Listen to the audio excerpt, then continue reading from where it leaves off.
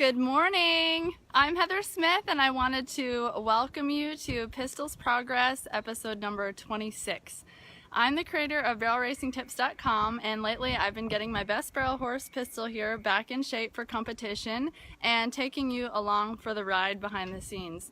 So every Monday, Wednesday, and Friday morning, as many of you know, I've been coming to you with ride reports and just some tips and takeaways that you can apply to your barrel racing. So Pistol and I, good morning Kelly.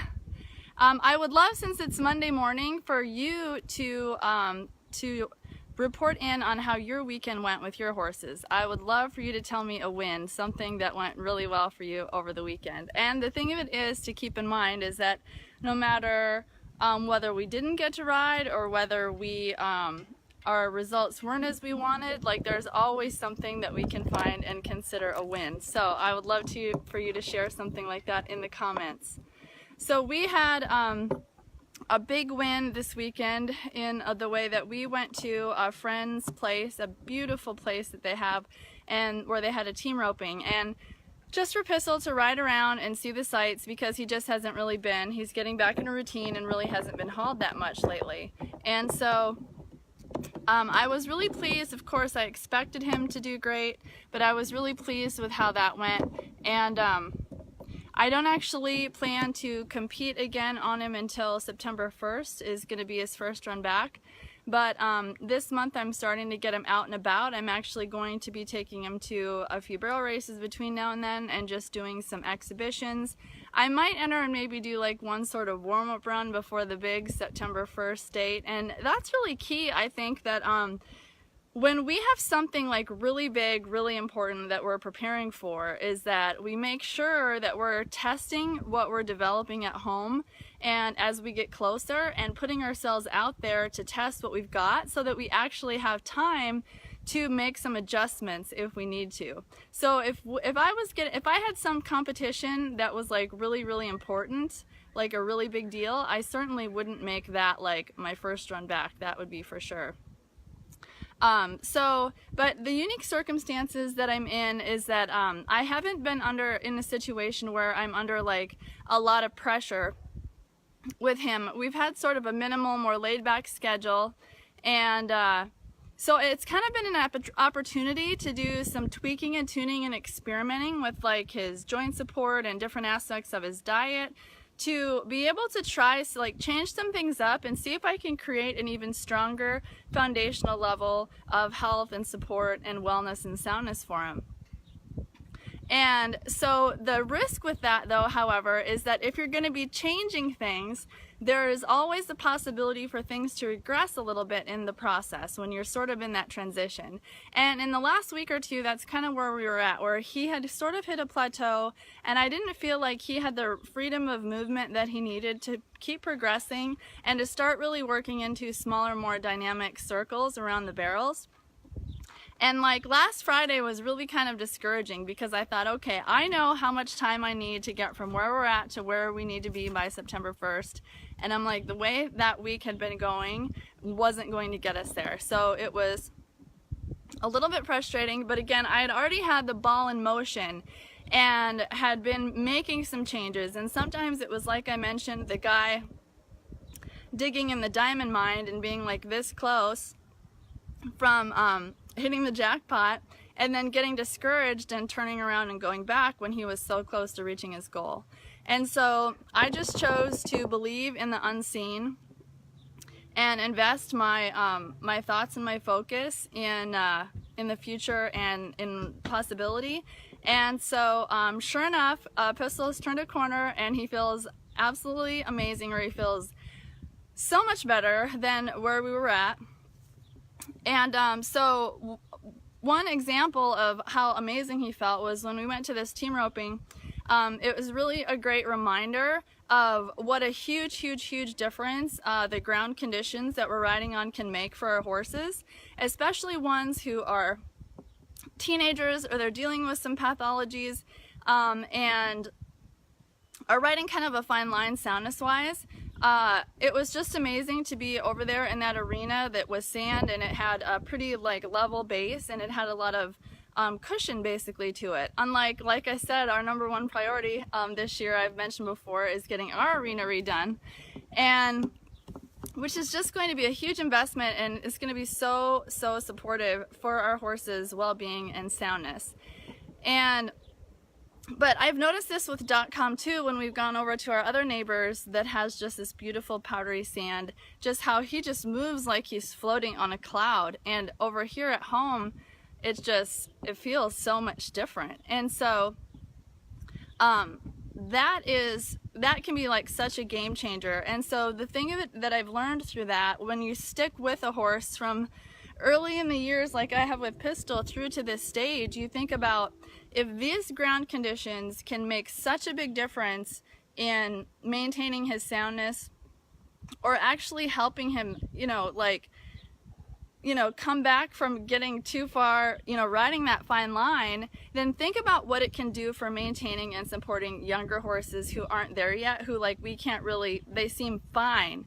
And so when I think about it, this big investment we're making in our arena ground isn't just for these teenagers that we have now, but it's an investment in every horse and young horse that we have from here, forever.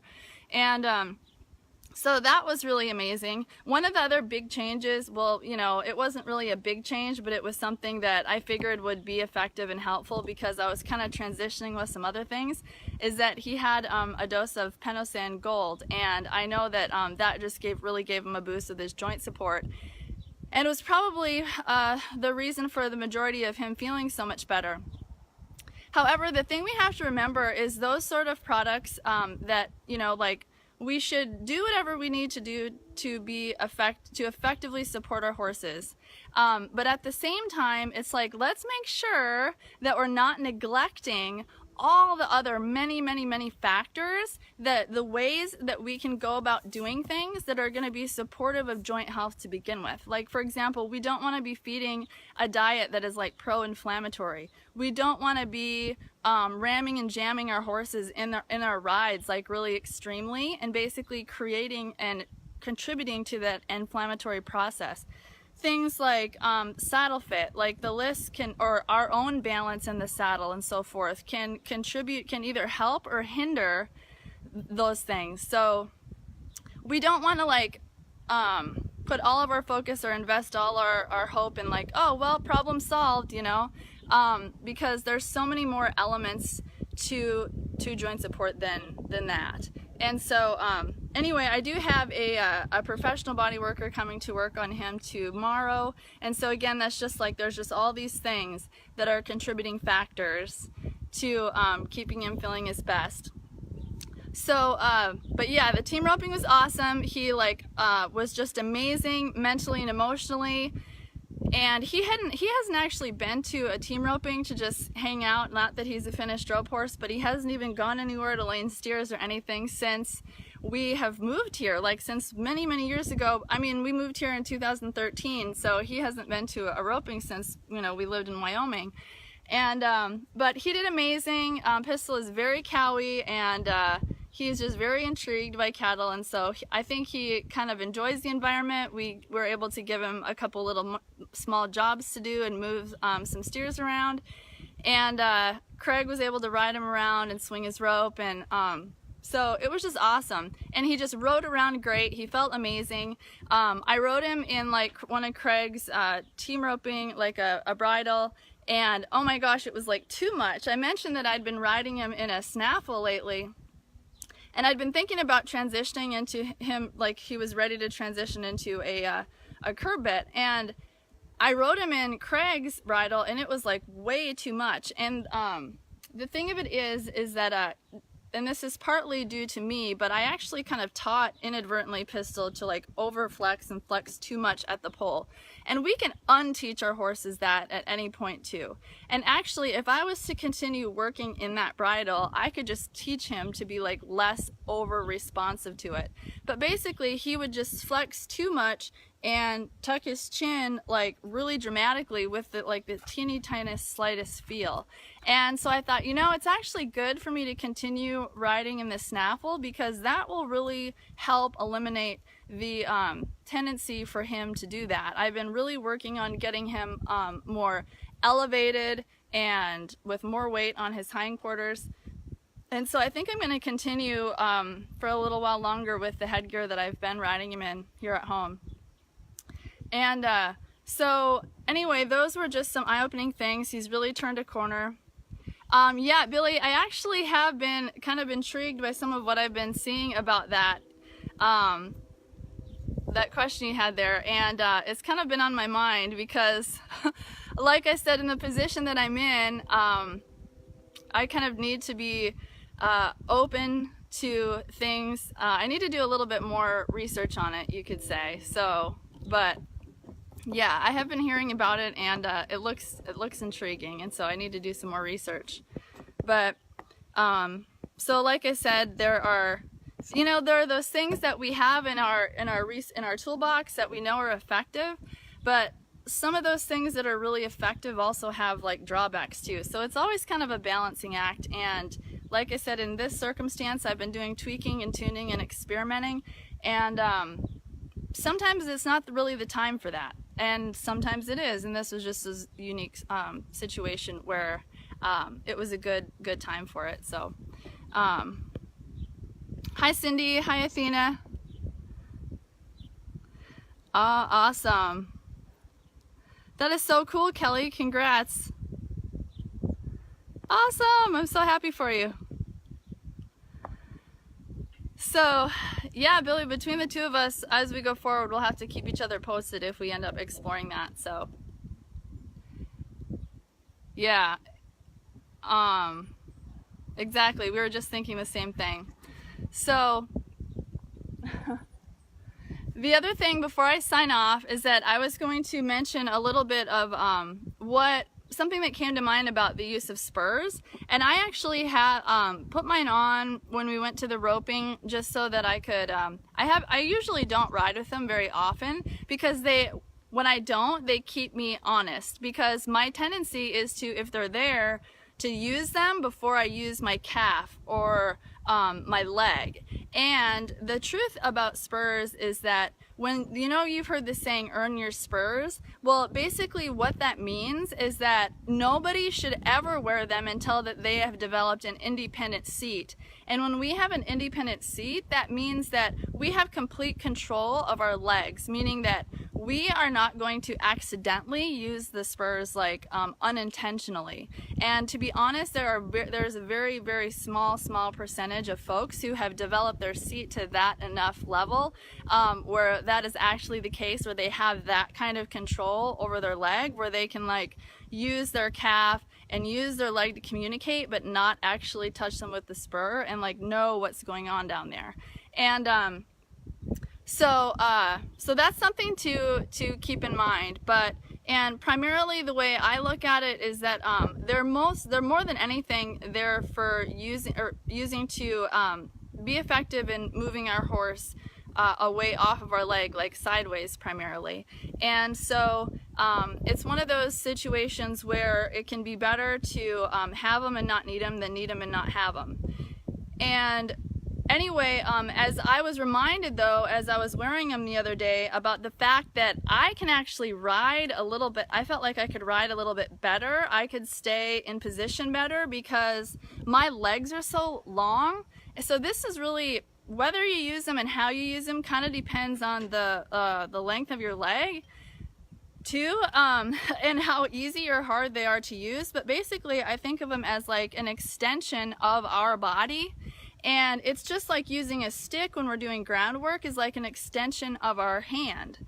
And so, but with that little extension of my leg, of my heel on my horse, I don't have to like contort my weight to make contact quite so much. Like I was able to stay a little more balanced and square and communicate with him a little bit more effectively.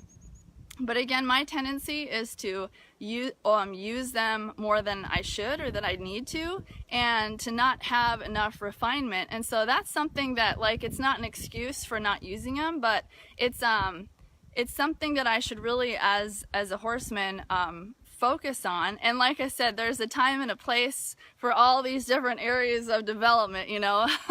Like, we have to kind of decide, like, what areas are we going to focus on that are most critical at the time. And so anyway, but not a lot of people are really very aware of when they're just like brushing against their horse and they don't even realize it, and so forth. But so that's something on my list, is to develop my abilities in that sense, so I can be like really refined. But it did actually help me, I feel like, ride better, because that was like an extension. I didn't have to like move my leg as much to make contact because of where my legs lay on my horse's side. Yeah, and then Ruby, the thing to keep in mind too, and you've probably heard me mention this before, but if we really train our horse to be super responsive to our energy and to our other means of communicating, to like go fast in a run, then we will basically they will have more run to give us, the more refined that communication is. So like, if this means lope, then, you know, like when we really raise our energy and ask them, then that's gonna have so much meaning, and that's always within our control. And so that's the other thing I was gonna mention, is that if I feel like I have to contort my body to like make contact with my leg to get him to move or whatever, like, it should be able to be really subtle. So what I'll do is that if he's not responding, if I really want him to just stay underneath. Like if I go like this and just turn, you know, you can feel my torso as it turns, my hips and my thighs will just really subtly move, and he should be able to feel that and stay underneath it. And if he doesn't, if I just lay like my thigh on his side a little bit, he should respond. That's like would be like the second cue. And then if he's not responding to that, I can use my string, which I have on my saddle horn, and just kind of tap my own leg and say, all right, this is your third, you know, in like a 3-second period, this is your third indicator. Move over, please. And so that's something to keep in mind too. There are all these factors. We never want to get like stuck in a rut where we feel like we have to use something and we're never getting the result we want, where it's like, how can we use less and get more? And then we'll never run out of we'll never run out of gas in the tank and things like that when we give more meaning to the subtle stuff. So, but yeah, it definitely is a factor, Ruby. It's just something to think about when it comes to communicating like our leg length. And I always like kind of in years past sort of struggled with that, but it was maybe before I knew what I know now about really being able to be even more subtle and not having to like I used to ride with my heels kind of up quite a bit, because a lot of times I was like reaching to make contact with my horse, which isn't the position we really want to be riding in. And so then, you know, I had to learn how to balance that out and help my horse learn to be more responsive so I could stay in a good position and still be really effective in my communication.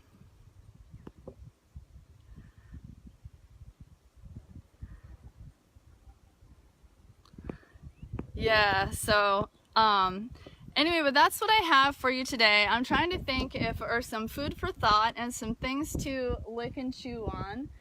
But yeah, we've turned a corner. We've got the ball in motion. He's back on track to feeling more like himself. We're making progress, and since this ride he just went awesome with flying colors, this is the green light to go ahead and set up the actual barrel pattern so that we can keep making the progress we need for him to really be ready. So anyway, thank you so much for joining me, and I will be back here live on Facebook Tuesday evening at 6 Central for Q&A Tuesday, so I'd love to see you there and bring your questions. And then Pistol and I will be back Wednesday morning with another episode of Pistol's Progress. So my intention is for you to really move forward with what I shared today, to think about it, but most important, take action on it. So I hope it's been a blessing to you, and until next time, as always, remember, applied knowledge is power.